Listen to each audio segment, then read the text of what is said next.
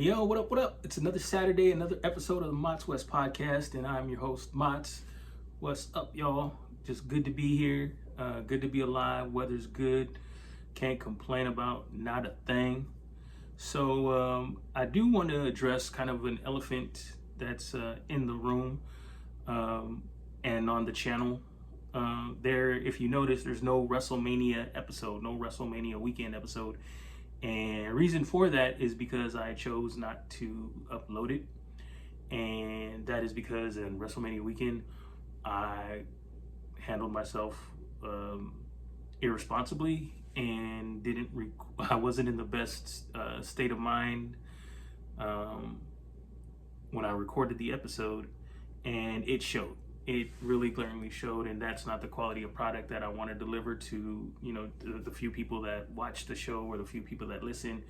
And I want to, put my best foot forward, and I'm going to, basically I made a promise to myself to do better going forward, having to do with like substance abuse and things of that nature.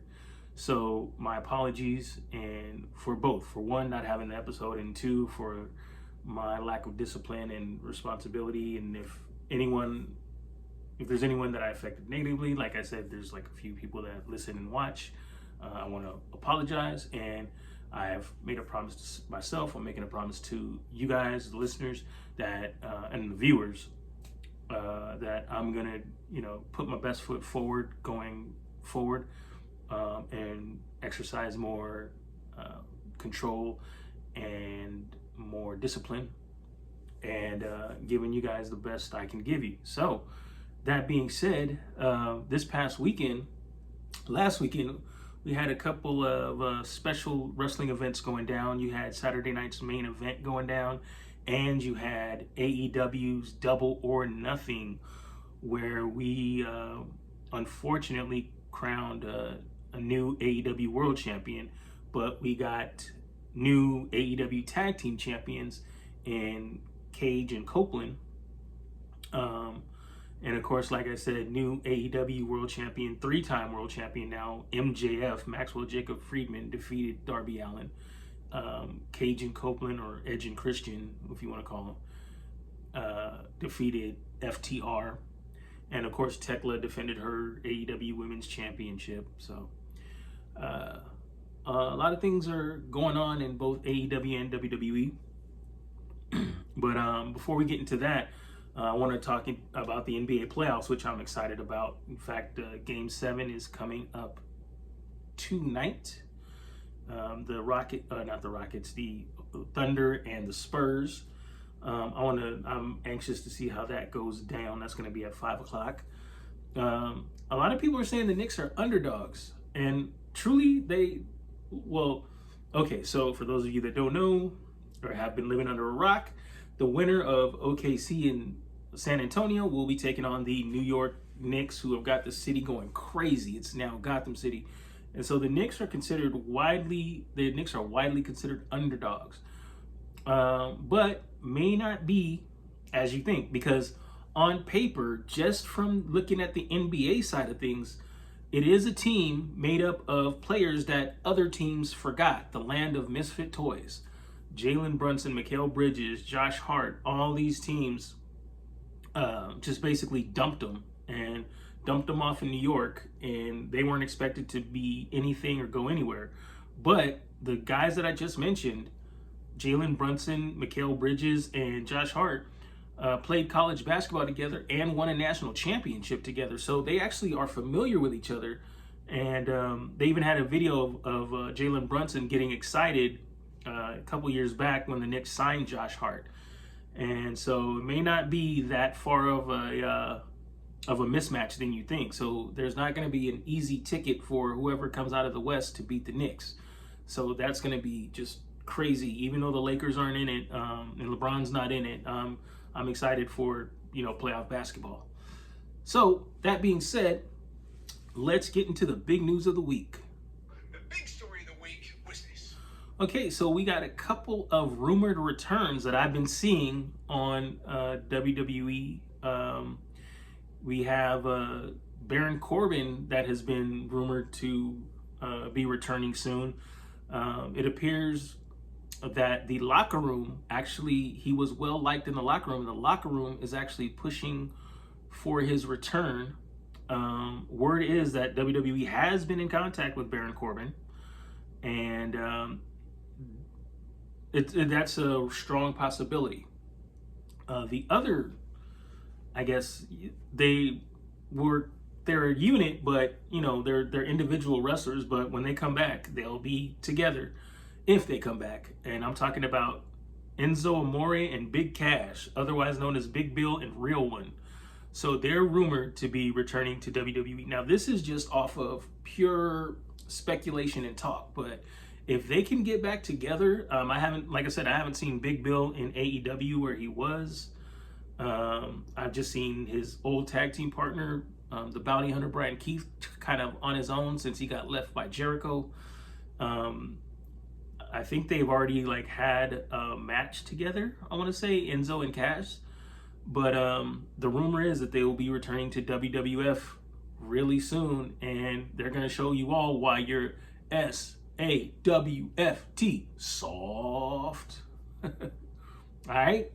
So from there, we go over to New Japan Pro Wrestling, where New Japan's company that they have been owned by, Bushiroad, sold the rights recently to TV Asahi and Cyber Agent, and the three have been in partnership for years, but now TV Asahi and Cyber Agent will own the rights to New Japan Pro Wrestling exclusively. Supposedly this is going to mean wider market spread, hopefully getting New Japan more popularity and make it more profitable in the coming future with TV deals and such. So I don't know, maybe look forward to New Japan coming to a screen near you. So with that, let's see who is. All right, so this is the part where I basically break it down, because wrestling is on every day of the week, Saturday through Saturday, and there's a lot going on. But the only thing that you really need to know is the end plot, the main plot, and you find that out at the main event, which is usually at the end of the show. So I'm gonna go through the main event of all the shows and catch you up on what's going on. So Monday night, we didn't have Collision.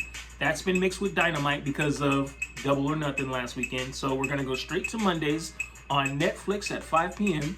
Yeah, Monday Night Raw. It was Seth Rollins versus Montez Ford of the Street Profits.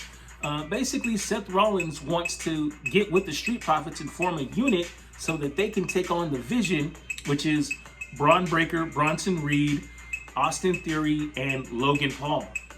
Because they've been getting attacked by the Vision, but of course now the Vision is out. Bronson Reed, who was out on injury, Logan Paul, who was injured on Saturday night's main event.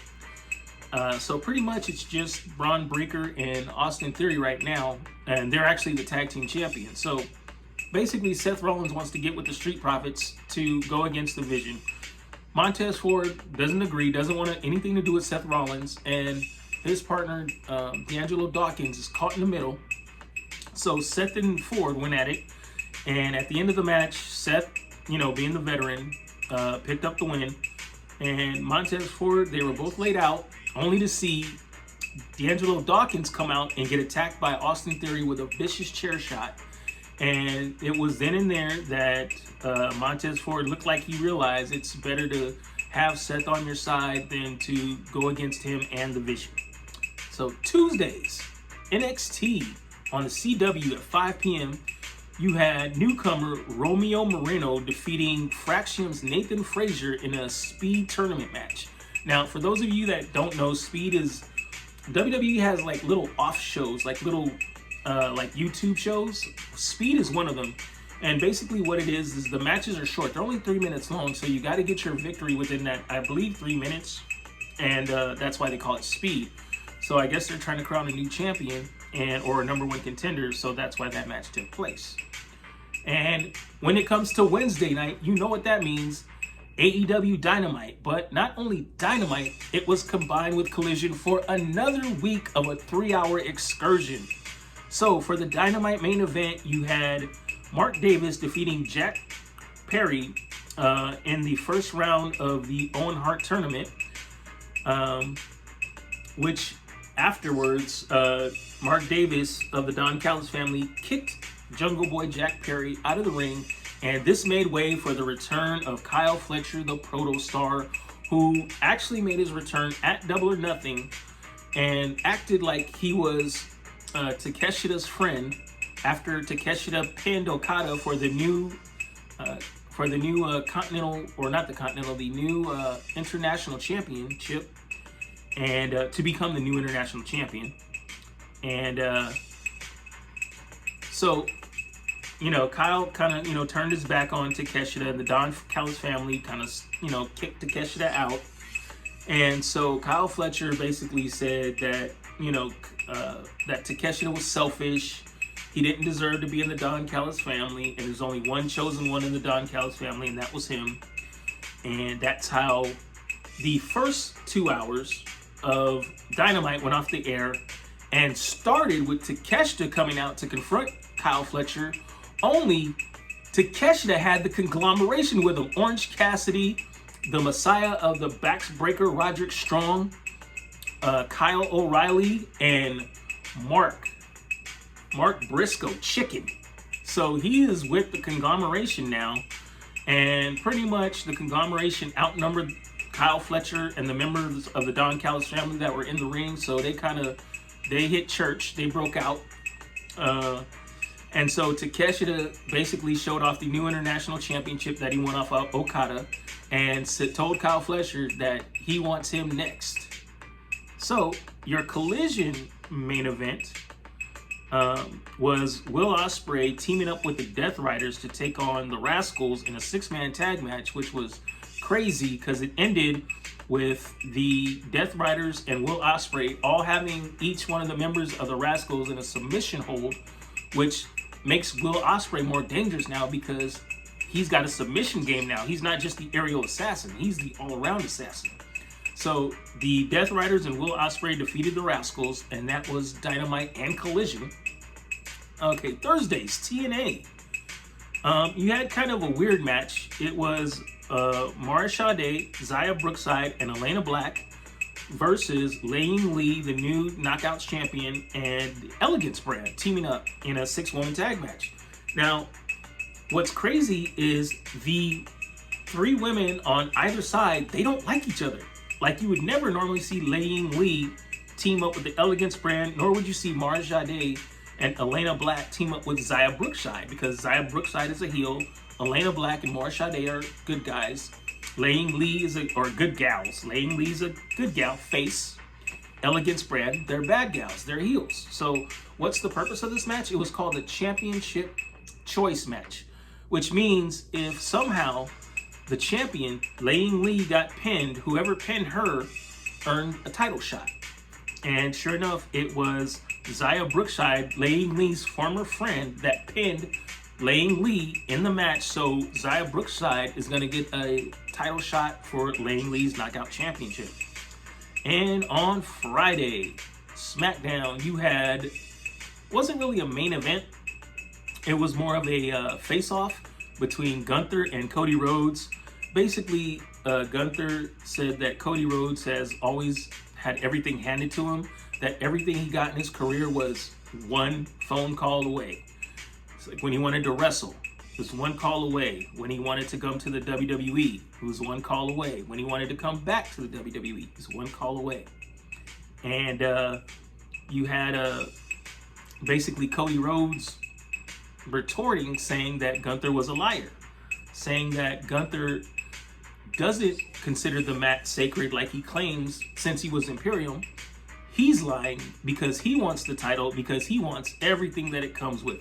The fame, the money, the attention, so the adrenaline.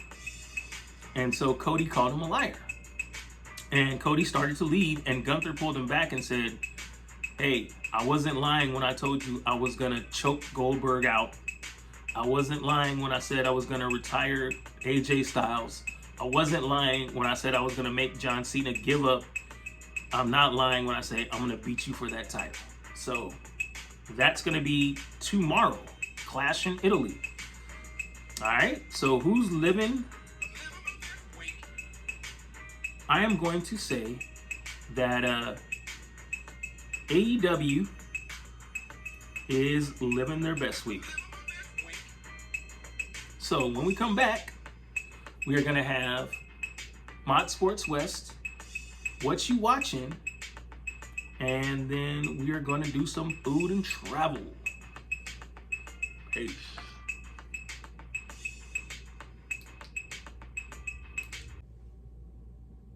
Has bad credit been holding you back from getting a new car, a house, or a better job? Visit creditrepairfolks.com.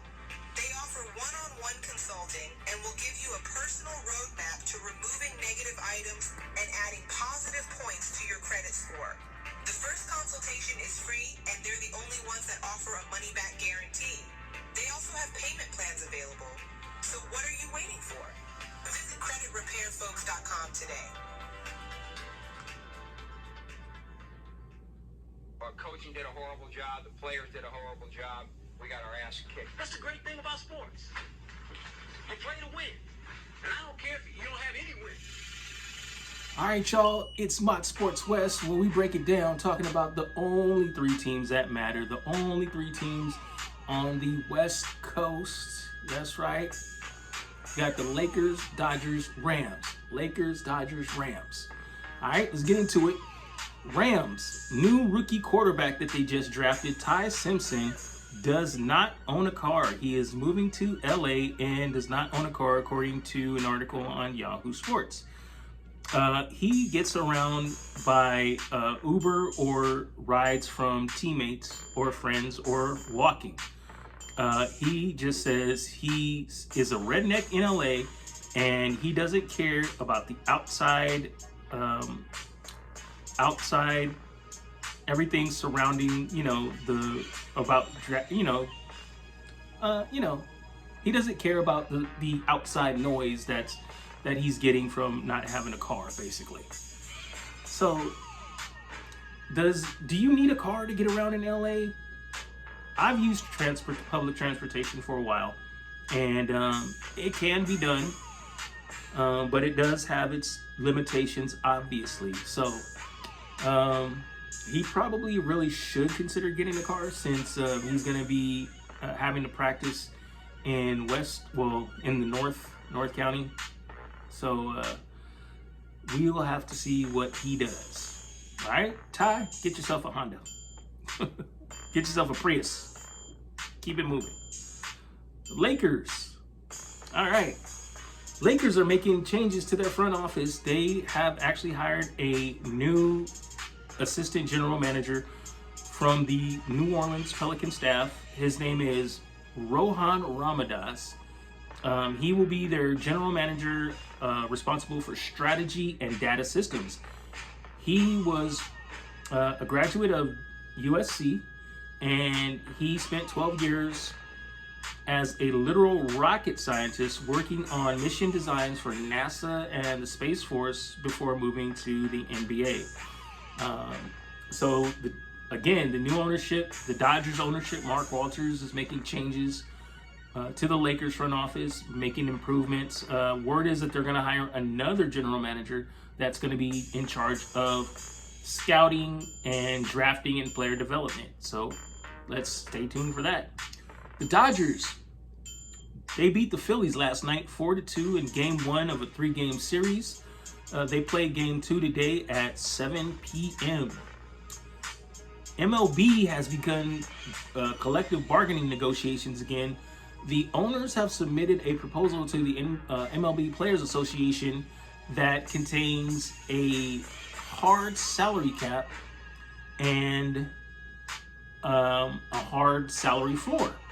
Now, this is the first time that the owners have introduced the possibility of a hard cap since 1994. If you remember, in 1994, the World Series was canceled and baseball went dark for a while. The hard salary cap is going to be $245 million, and the hard floor will be $172 million if agreed on by the Players Association. This current bargaining agreement that they're under now ends on December 5th. So we'll be watching to see what develops from that. But I want to know what you watching. Okay, so I've started watching this new show, Spider Noir, which is starring Nicolas Cage, of all people. Now, if you remember, if you've seen Spider-Man Across the Spider-Verse, he's actually in it with Miles Morales. He does play, Nicolas Cage does play and do the voice of Spider-Man Noir. And if you don't remember who he is, he was the one in the black and white, kind of old school, nostalgic, retro vibe with the trench coat and the hat and the mask with the goggles. That's Spider-Man Noir. And so they've got a live action series on Amazon right now. And I don't know, I'm kind of getting into it. It's different to see Nicolas Cage shoot webs and do action scenes. And then I was like, the only thing that he could do to just make it corny is do that whole, you see, yeah, you see? That's exactly what he did. He went there. There's a part in it where he's like, yeah, see, you don't want to do that. Yeah, see, you're going to get in trouble, see? So, oh my gosh, it's like Spider-Man meets Dick Tracy. So, I don't know what to think of it right now. It's weird. So, I'm not going to spoil it. Check it out, Spider-Man Noir. Alright. So, the sounds are not cooperating, so let's just get into food and travel. Didn't really go anywhere. I had the opportunity, or took the opportunity, to try Taco Bell's new shredded beef dipping taco right there. And it was very interesting. It surprised me. So my review will be, the link will be in the description. And you can check out my review and what I thought of Taco Bell's new shredded beef dipping taco. So go check that out, and then come back next Saturday. Check me out for more of the W.E.S.T podcast. Until then, y'all have a blessed weekend and a blessed rest of the week. All right, stay productive. Peace.